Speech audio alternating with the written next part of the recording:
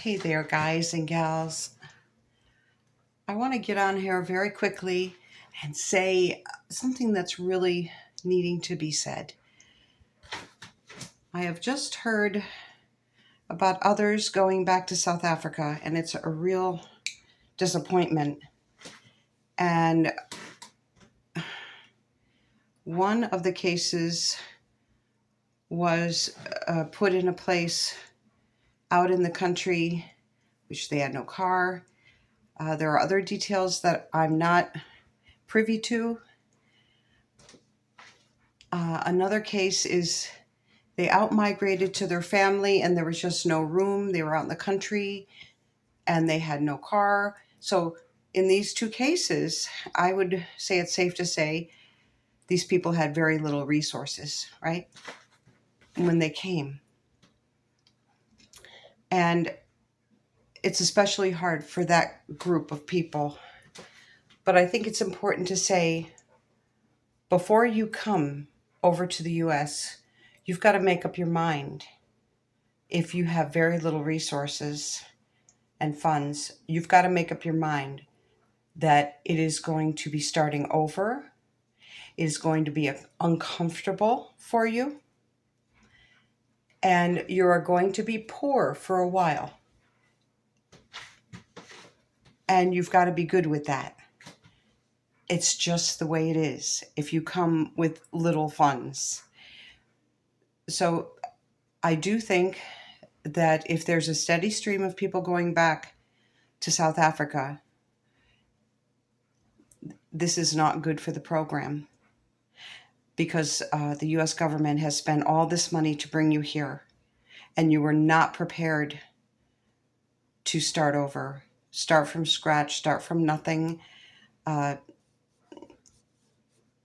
Rally your strength, do what you have to do to start earning a living, and just know that it's going to get better. It absolutely will as time goes on, as you are working and finding other really solutions to housing and other things. And as more people come over, I think it will actually be easier for a lot of the refugees to couple up into housing, to make things a little easier on yourselves. But I just have to say this, you've got to be prepared to struggle if you've got no resources. And I'm sorry that that's the way it is, but that is the way it is. And also I want to make a little point right now about people coming over, especially people who are alone, young or old. And they're coming alone. Maybe they've talked to other South Africans on the plane, but then they don't see them again. And they're all alone. They've had very little sleep for 2 or 3 days. They are in a strange land, surrounded by strange people, strange sights and sounds. And there's underlying PTSD, of course. So then there is a crisis. And I hear about these cases. They reach out to me sometimes. And I do what I can to check about the neighborhood and speak to the caseworker if that's possible. What's going on. So you check the neighborhood on Google Maps. You go all around, see what's going on, what it looks like. And the person can be reassured. Yes, this is fine. And they will give you what you need.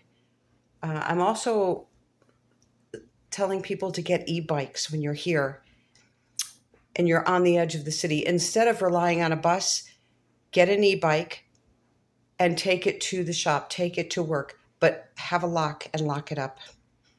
Most definitely. It will get stolen if you don't in the city area. So those are some things I really need to say. You've got to be prepared. Don't make other South Africans look bad Don't make the program look useless by having so many people going back. Now, we don't know what the numbers are. I don't think the numbers are large at all, very small. But when you're coming, be prepared to be very strong because I believe it will all work out beautifully in the end. Okay, I'll talk to you later. I've got to get back to my corn cakes, which I'm making with fresh corn on the cob and frying in a pan. Okay, that's all I do. Cook, clean, take care of dogs. All right, but I'm coming to you with this important point that you really need to think about, and it'll be okay. Talk to you later.